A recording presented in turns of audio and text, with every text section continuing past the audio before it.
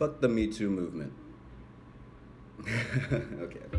I just want to get everybody's attention, make sure I had it. Yeah, very controversial way of getting it.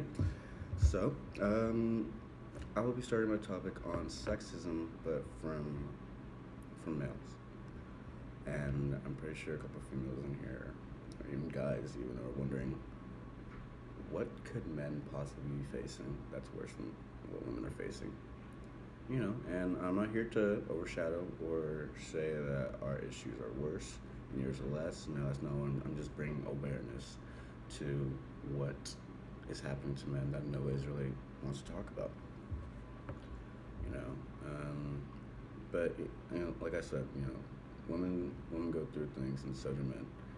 Of course, Blaze probably thinking the grass must be greener on the other side. And don't get me wrong, it's cool being able to piss standing up. It's cool, but besides that, there's some pretty bad negatives, like fuck when it gets caught in the zipper. No, I'm playing, but yeah. So I'm joking, but there are things guys do go through that doesn't get any attention. I'm starting with the first minor one, which is death. The average American male will die 5 years before the average American female, and this can be due to several reasons too. Usually, men work in higher risk jobs, like oil rigs, sanitation engineers. It's pretty disgusting. And there's also kind of the reason why men are paid more, because the higher the risk of the job, the more the pay. But that's besides the point. We can talk about the wage gap another time. But yeah, the other contributing factors are that men are twice as likely to become addicts to alcohol, and that's why you know, men have been found to go through stress a lot more than women, and at a higher intensity. And I guess it feels that a lot of men feel they need to take a drink to get over it. But then the next likely cause is overdose on drugs. Men are far more likely than women to overdose on drugs, and the state with the highest overdose is found to be New Hampshire, with most overdose cases being found 73% men. That's pretty bad. Women, get better. I'm playing. Or suicide is also another reason. 77% of all suicides are committed by men, and this number is only increasing. Since 1997 to 2014, that number went up 43%. Shocking. And why? You might be a little bit surprised. Testosterone, depression. But we'll get to that point later. Suicide. No, men make up 90% of inmates. Boys can't keep out of trouble. But this usually starts at the adolescent age, a really critical time to be focusing on boys. But the thing is, how people and teachers go about it is wrong.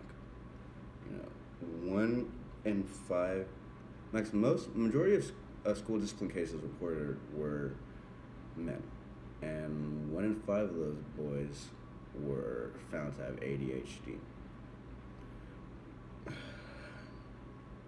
compared to 1 in 11 women that are found to have ADHD. And many of these boys are put on medication with unknown long-term effects, except for depression. It seems to be a recurring one. And because of this, men often, and we all know how depression works. Depression, reduces your drive to do anything, and it can make you lazy, and it's just a shitty time. It's not something anyone should really be going through. It's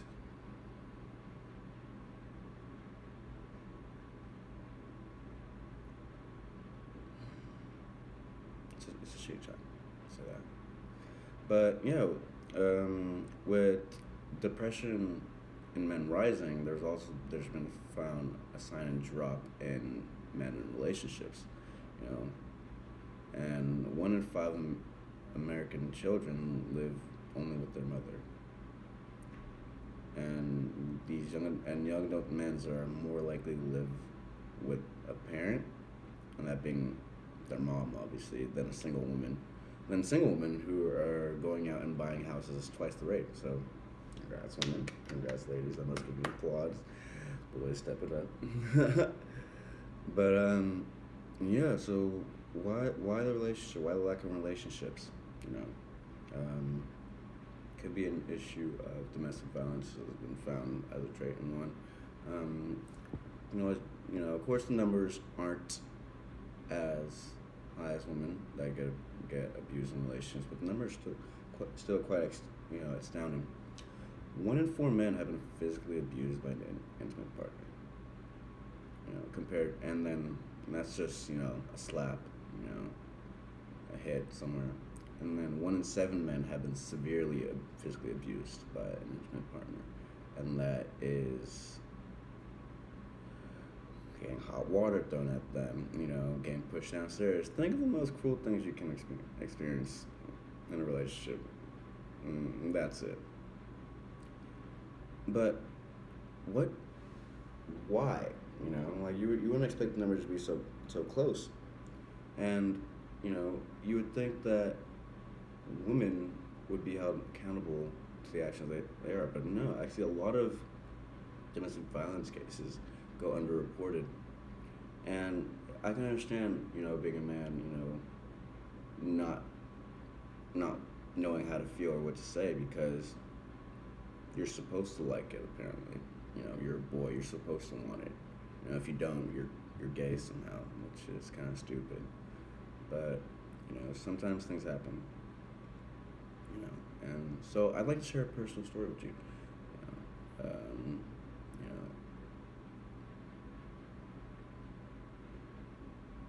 So one day, I was on Hard Knot when it was still popping. This girl messaged me, and me and her, we talked here and there, and she eventually got a boyfriend. I cut her off. Like, that wasn't my style. I didn't like, messing with people in a relationship. Like, stay in your relationship, stay in your lane. But she would constantly message me and send me explicit pictures. And I wouldn't say anything back. I wouldn't entertain it. I'd be like, okay, cool, dope, whatever. And this girl was very persistent in hanging out with me. So, I did the whole 3 strikes. This is your relationship, you do you. So one day, I sent her an invitation out to a party in San Jose, and she drove 40 minutes away to come to this party with her friend, and I brought my friend too. And we go to this party, the typical teenagers at the party do: drink, smoke, yada yada. Sue me after Miss Six. But yeah, so I get pretty intoxicated, and then she pulls me in and kisses me. And me being drunk, I was a little confused on what was going on, but I went with it, because you're a boy, you're supposed to like it, go with it. So I did, and then we left the party with our friends, and our friends went to go get ice cream, and they left us in the car, and you already figured what's about to happen. So we get into it, and then our friends come back in the middle of it, and her friend's yelling at us. She's yelling at me to leave, and me and my homies, he's like, "Hey, bro, we gotta go." And so we dipped. We ran, and our friend picked us up, and we head in his van and we take off. And a friend of ours actually gets a text from the other girl. He says, "Hey, I never want him around her ever again." And I said, "That's fine." I didn't want that. I was confused why she said so aggressively. And this girl actually goes to Sac State. So fast forward, I knew she was gonna go to Sac State, so I thought, I'd see her and apologize for that night, because I acted pretty rashly, I'll admit, because I had a lot more self-control right there, but what can you do now? I saw her at the dining commons one day, and I decided to say sorry. And, she kind of like brushed me off and ignored me. And I was like, okay, whatever, I said I'm sorry, did all I can, I let it be at that. And then one day, I get called in to the housing office because there have supposedly been reports of, unwanted sexual advances that I've done on women. And I was confused how maybe I get really drunk at a party, and I misread signs. But, yeah, so, okay, I'm sorry about that. And, they said make sure it doesn't happen again, left it at that, left. Second meeting, I get called in again. I was shocked because I hadn't done anything, and they said that I have to report to their higher ups because I'm at risk of getting kicked out of Sac State for more unwanted advances. I was confused, and I was kind of on the verge of like tears because, what can you do? Like, I was really confused. And I said, okay, I'm sorry, I'll never do it again. I tried getting names and, like who was saying this, maybe I can apologize, but they said it has to be all confidential, and so I understand that. So we go. So time goes by again, and I'm noticing that my hall council members are starting to act different. And they're starting to give me this weird eye and like kind of avoiding like saying hi to me in public now. And one night, I saw my friend walking out of his dorm out of his hall with the girl from that night, not the one I got with, but her friend. And she, of course, gave me the usual stank eye. I just talked to my friend, say, hey, what's up? We went our separate ways. The next day I see him, he said, hey, bro, that girl's hates your guts. She said she fucking hates you. And I said, why? She said you raped her friend. And I was really confused because I don't remember doing anything like that, But yeah, so she wanted to get me kicked out of the dorms. She wanted to get me kicked out of Sac State. So she kept sending in, complaints and all these sexual advances. And I, had no real way of approaching her. And then one day I got called in again to the housing office. And I just couldn't take it. They said multiple reports have been indicated, and I said multiple? Like, how many? They're like, well, not multiple, like a couple numbers. I'm like, how many? But they were really dodging the numbers, so I was really iffy about it. So